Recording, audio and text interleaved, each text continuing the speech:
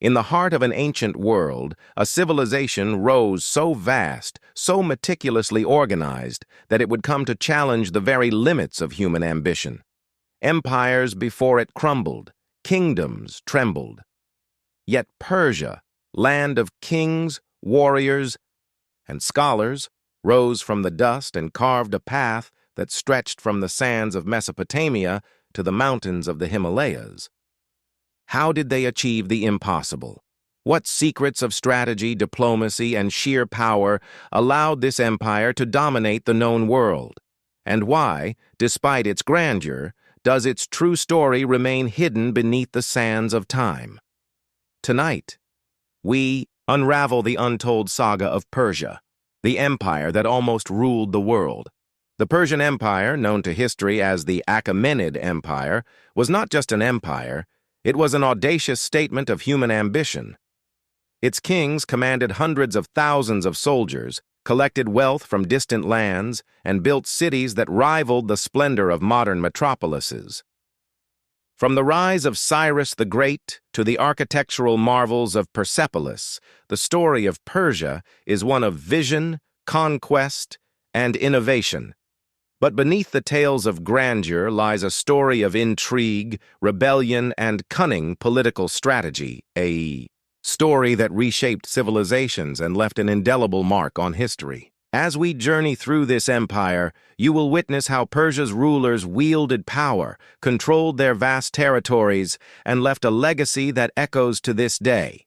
Before we dive deeper into the world of kings and conquests, make sure to hit that subscribe button and ring the notification bell.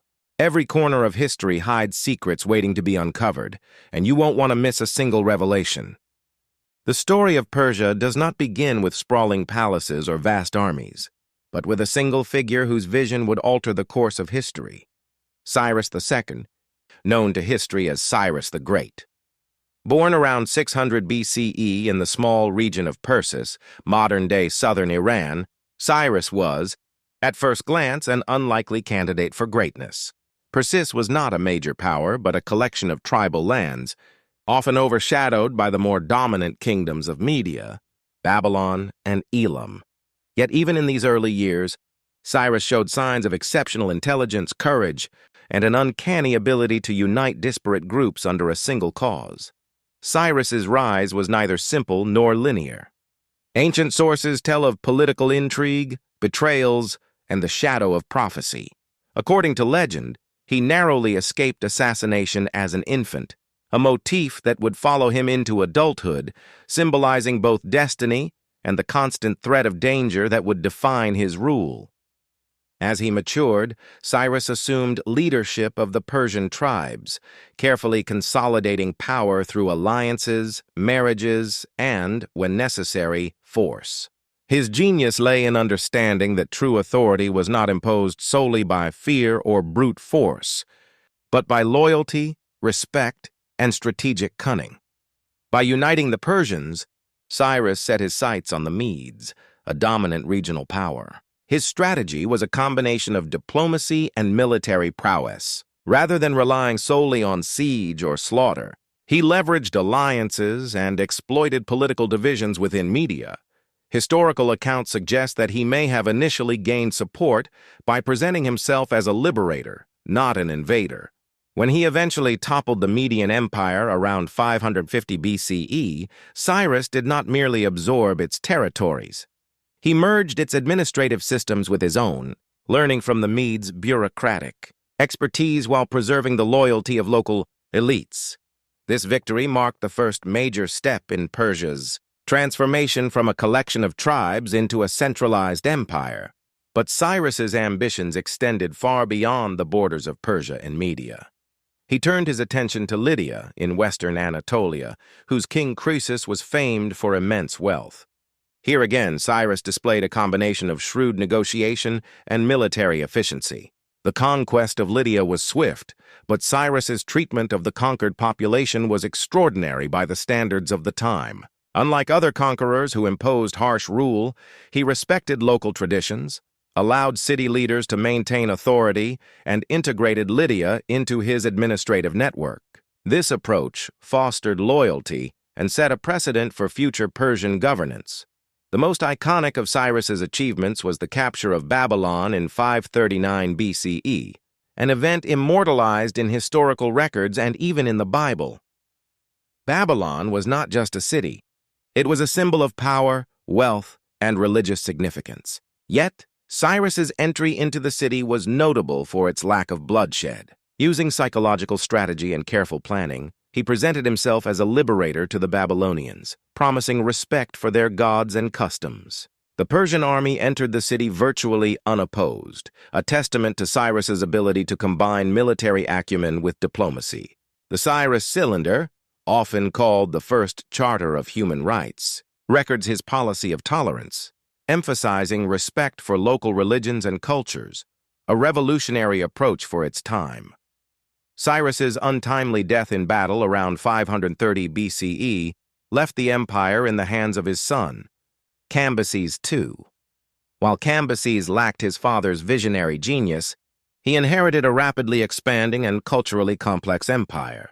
His most notable conquest was Egypt, a land with its own millennia-old traditions and formidable defenses. Cambyses' campaign demonstrated both Persia's logistical capabilities and the empire's ability to integrate distant lands into its fold.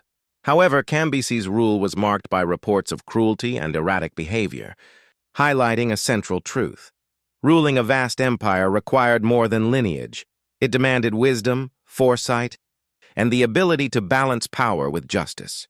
It was during this foundational period that the Persians developed their revolutionary administrative system, the satrapy. The empire was divided into provinces, or satrapies, each overseen by a satrap, who was responsible for collecting taxes, maintaining security, and implementing the king's policies. Yet the satrap system was more than bureaucratic. It was a delicate balancing act. While satraps enjoyed local autonomy, the empire maintained strict oversight through royal inspectors, sometimes called the eyes and ears of the king, who traveled incognito to ensure loyalty and punish corruption. This combination of delegated authority and centralized supervision allowed the Persian Empire to govern territories stretching thousands of kilometers with remarkable efficiency. Trade and communication were another key pillar of Persia's rise. The royal road, stretching over 2,500 kilometers from Sardis in Anatolia to Susa in Persia, allowed messages, goods, and armies to move with unprecedented speed. Couriers traveled in relays, covering hundreds of kilometers in days, a logistical innovation that connected the empire like a living organism.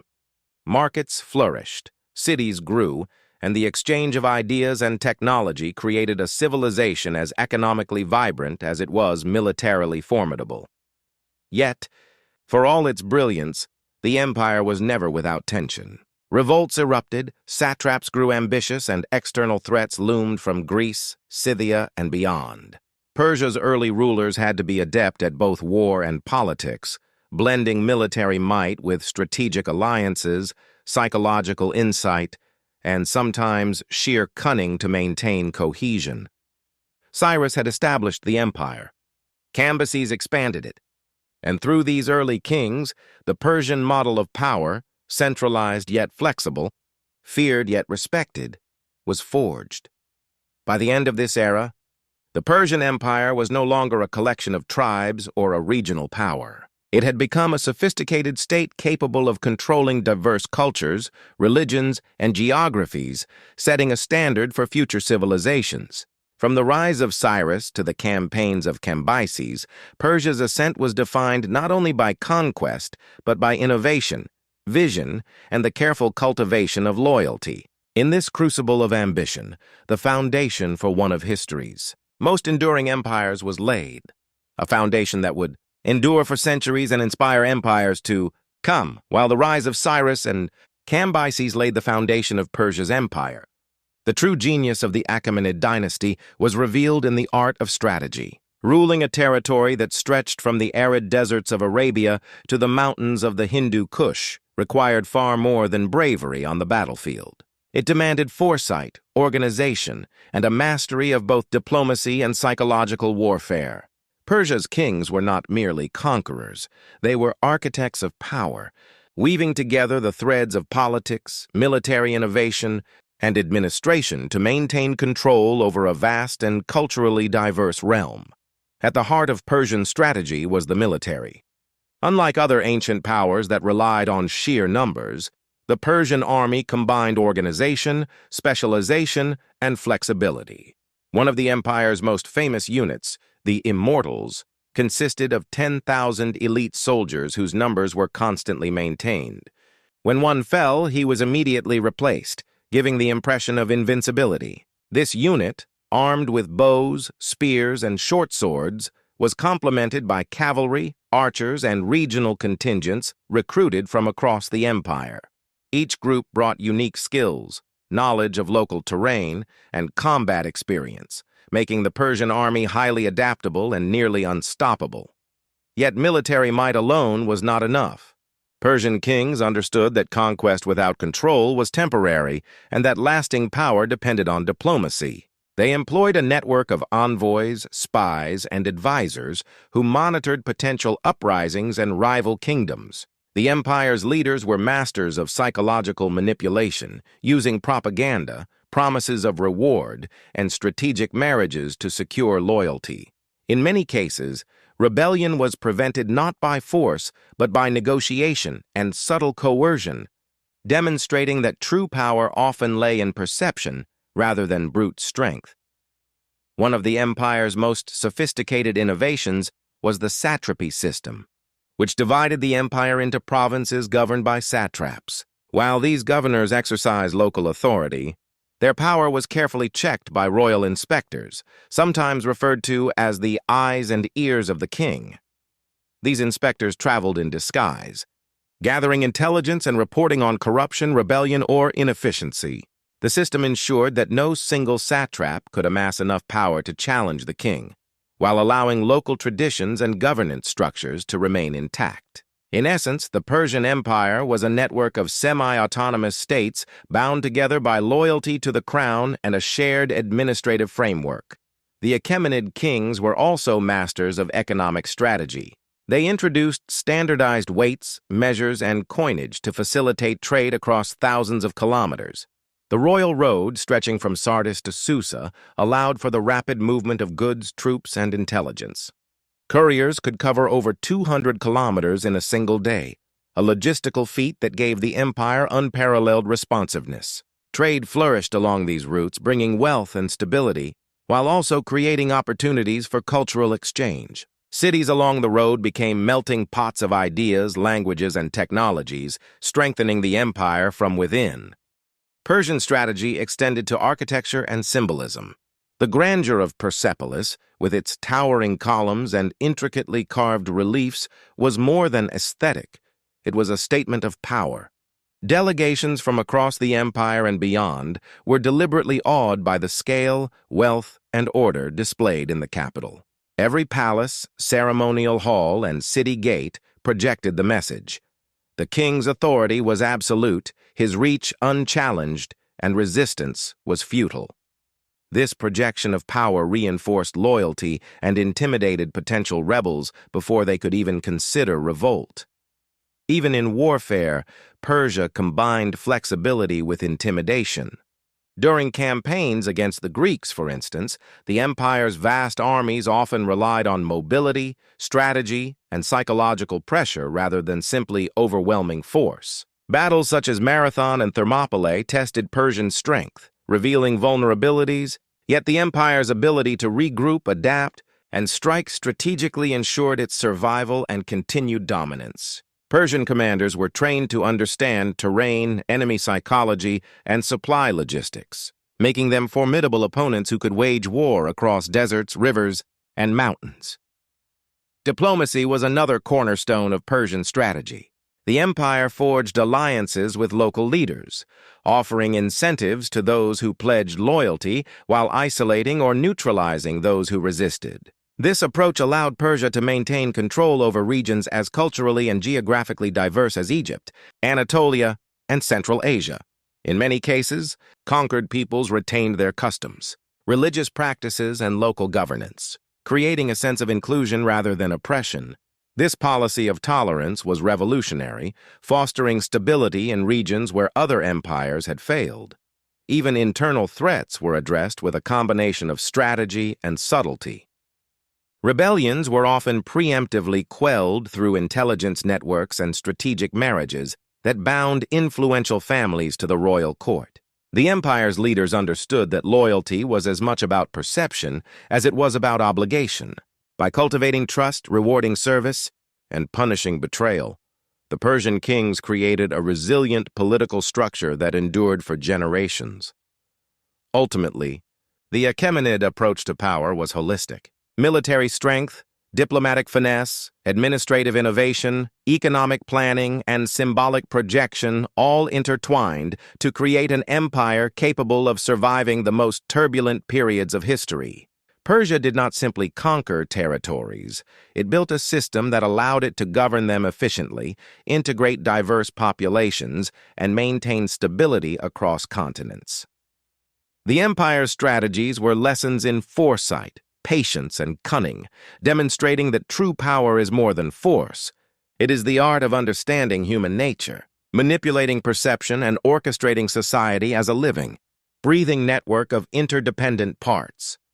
Through these methods, Persia became the template for empire building, influencing not only the world around it but future civilizations for centuries to come. From the meticulous military formations to the complex administrative hierarchies, every element of Persian strategy was designed to sustain authority, expand influence, and leave a legacy that would echo far beyond its borders. In the Empire of Kings, control was not just exercised, it was crafted, nurtured, and perfected. A testament to the brilliance of rulers who understood that ruling the world required far more than armies and swords. While the Achaemenid Empire's rise and strategies were extraordinary, its most enduring legacy lies not merely in conquest or administration, but in culture, innovation, and the profound influence it exerted on the world for centuries to come. Persia was not just an empire of kings and warriors. It was a civilization that left an indelible mark on the social, cultural, and intellectual landscape of human history. Its legacy was felt in art, governance, religion, trade, and even the very ideas of empire itself. The grandeur of Persian culture was visible in its monumental architecture. Persepolis, the ceremonial heart of the empire, was more than a palace. It was a visual manifesto of imperial authority and vision.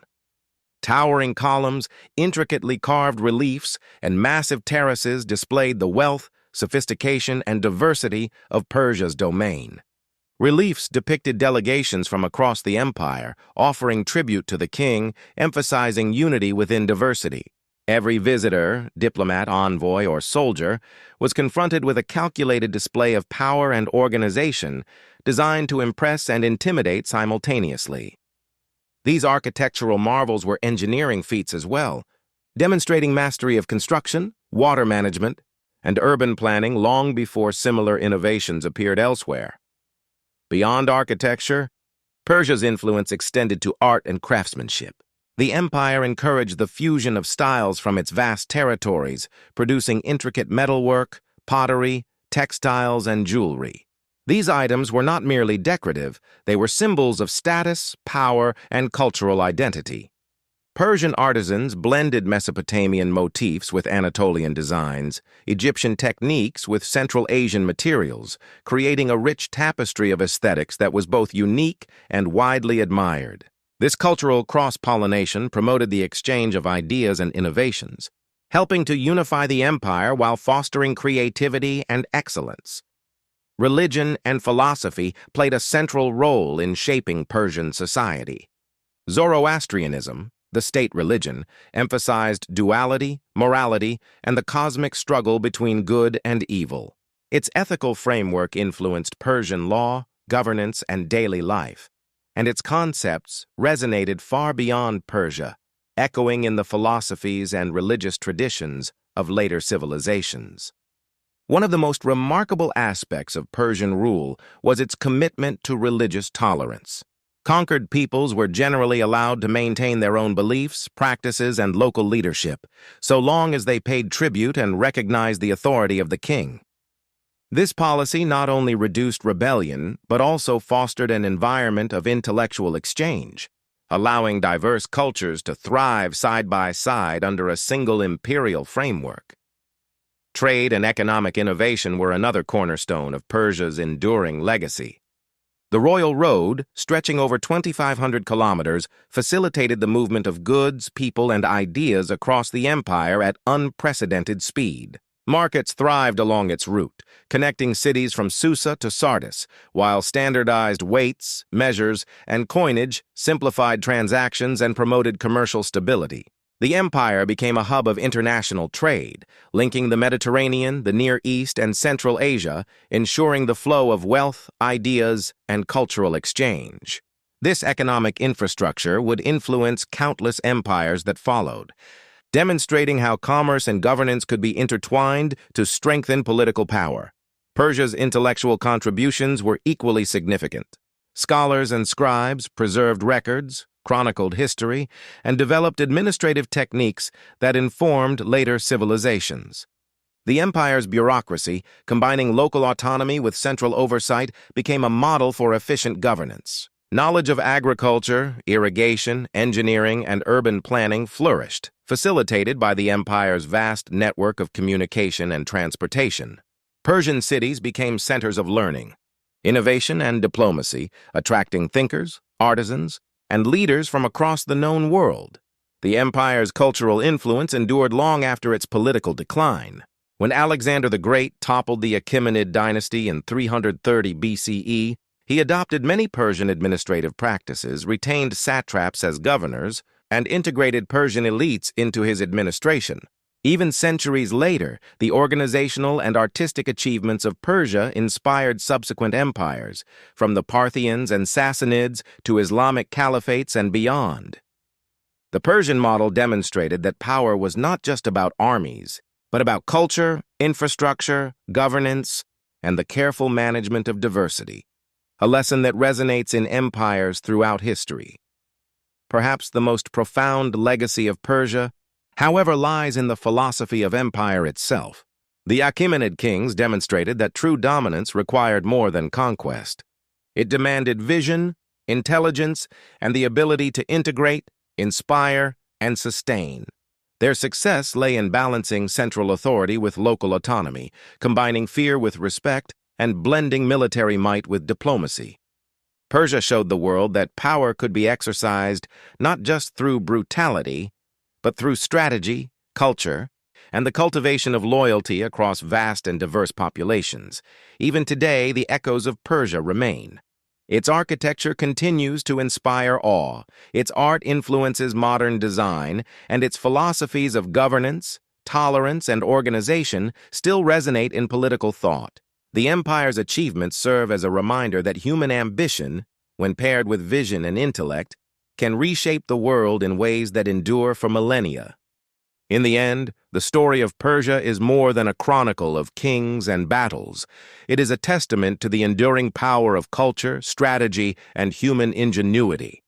It is the story of an empire that dared to unite a vast and diverse world, leaving a legacy so profound that even centuries of change could not erase it. From Cyrus the Great's daring campaigns to the intellectual, economic, and artistic achievements of the Achaemenids, Persia's influence persists, a silent, monumental testament to a civilization that once ruled the world and continues to shape it in ways we are only beginning to comprehend. As the sun sets over the ruins of Persepolis, and whispers of kings long gone echo through the desert, one question remains: what secrets did the Persian Empire leave behind, buried in the sands of time? The story of Persia is only the beginning, and the next mystery waiting to be unveiled could change everything we thought we knew about the ancient world.